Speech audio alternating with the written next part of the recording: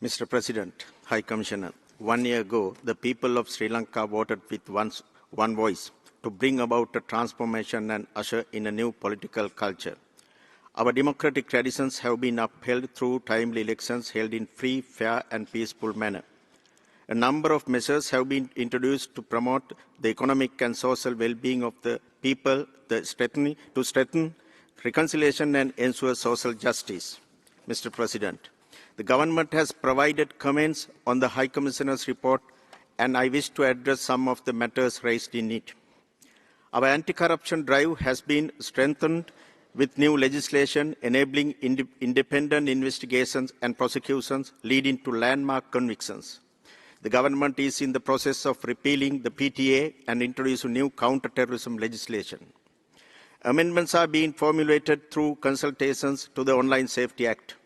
The government continues to strengthen the domestic reconciliation mechanism. Master the corporate world. Join IIT. Register now. By guaranteeing their independence and the necessary financial and human resources allocations. Respecting the right for truth and justice, the government has allocated required resources for excavations at the Chemmani grave site, which are being carried out under judicial supervision. Further consultations are underway with a view to establishing a Truth and Reconciliation Commission. The Cabinet of Ministers approved the proposal to prepare a national policy and action plan on reconciliation and coexistence. The government has issued instructions to law enforcement authorities to guarantee and enabling environment and sufficient space for civil society. People from all parts of the country memorialize their loved ones without any hindrance. In line with the government's vision and commitment for a reconciled Sri Lanka, a Sri Lanka Day is to be celebrated in the first week of December. Views of the general public and the National Human Rights Commission have been called for the establishment of an independent public prosecutor's office.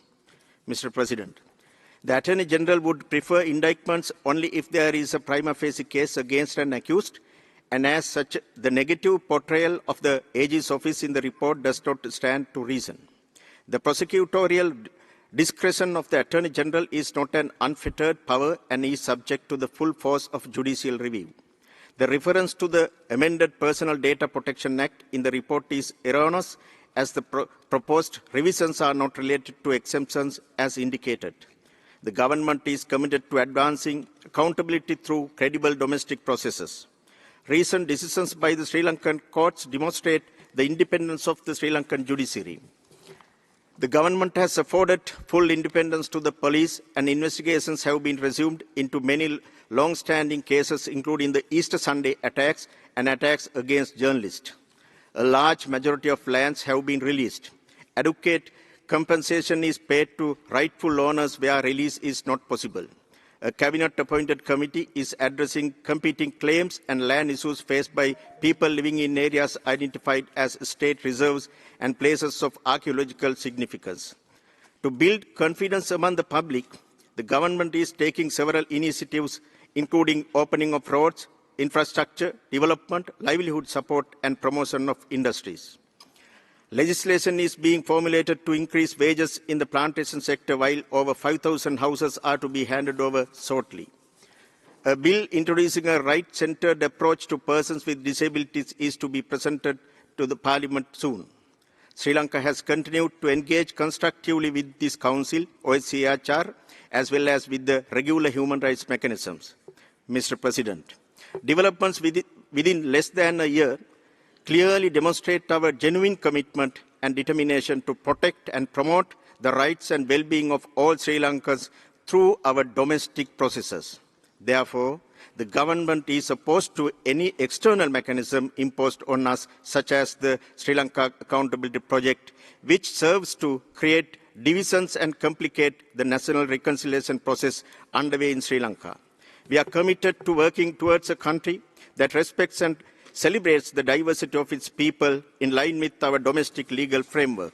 The government will continue to work in close cooperation with the international community through capacity building and technical assistance in mutually agreed areas to further strengthen these efforts.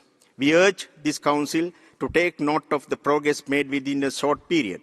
We seek your continued support to provide us the time and space that is required to make use of this historic opportunity to advance the rights and well-being of Sri Lankans through national processes. Thank you.